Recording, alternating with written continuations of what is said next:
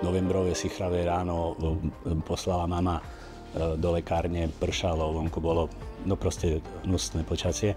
A keď som ušiel do tej lekárne, tam ma nejakým spôsobom opantala tá vôňa, ten pokoj a nejaký taký zásah zhora mi povedal, že možno, že toto by mohla byť vlastne aj práca, ktorú by som rád robil. Je to povolanie, ale je to zároveň poslanie pomáhať ľuďom.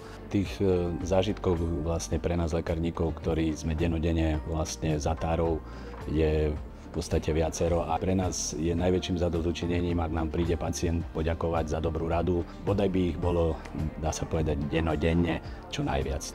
Vždy sa pozrieť na toho pacienta, že tam stojí, dajme tomu, pred vami aj vaša rodina. To znamená, všetko by ste sa pýtali, chceli by ste potom využiť všetky svoje znalosti, čo viete o tom, čo viete o problematike o daných liekov, o doplnkoch výživy a povedať to každému jednému pacientovi, hoci navonok je to pacient, ktorého vôbec nepoznáte. Empatia je vlastne veľmi dôležitá vec preto, aby sme čo najlepším spôsobom vedeli aj fungovať medzi sebou.